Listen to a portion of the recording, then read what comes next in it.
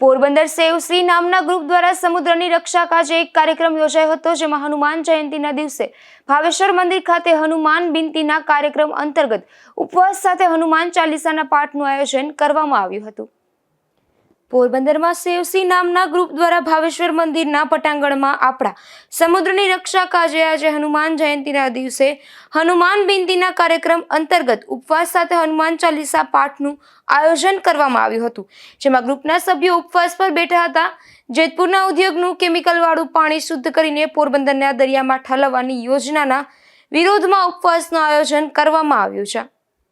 ખરેખર તો પોરબંદરના હિત માટે અને કે છે ને કે હનુમાન એ સંકટ મોચન છે, તો પોરબંદરની અંદર જેતપુરનું જે આ પ્રદૂષિત પાણીનું સંકટ આવી રહ્યું છે એ હનુમાનજી સ્વયં આવીને દૂર કરે એવી પવિત્ર ભાવના સાથે પોરબંદર વાસીઓ સૌ સાથે મળીને અહીંયા એક ઉપવાસ અને હનુમાન ચાલીસાનો પાઠ રાખેલ છે। અને આજે ઉપવાસમાં હું ને મારી સાથે મારા ભાઈ સુભાષભાઈ ઠકરાર પણ જોડાયા છે।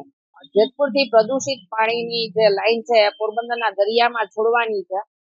મુદ્દો એ છે કે એટલું પ્રદૂષિત પાણી ચોખ્ખું કરીને નાખવાની વાત કરે છે, પણ જો ચોખ્ખું કરો છો તો દરિયામાં શું કામ નાખવું?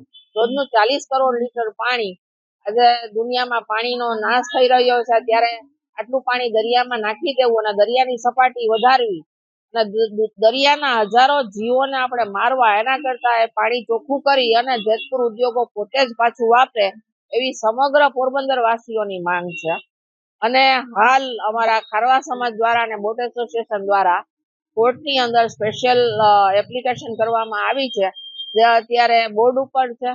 અને આથી અમે સૌ એ સફળ થાય આ ન્યાયિક પ્રક્રિયા, એના માટે થઈને આજ હનુમાનજીને પ્રાર્થના કરીએ છીએ। જેતપુરથી પોરબંદરની જમીન પર પથરાતી પાઇપલાઇનથી ભવિષ્યમાં થતા જમીનના નુકસાન અને દરિયાઈ જીવસૃષ્ટિને પણ નુકસાન ના થાય તે હેતુથી આ ઉપવાસ કાર્યક્રમનું આયોજન કરવામાં આવ્યું હતું।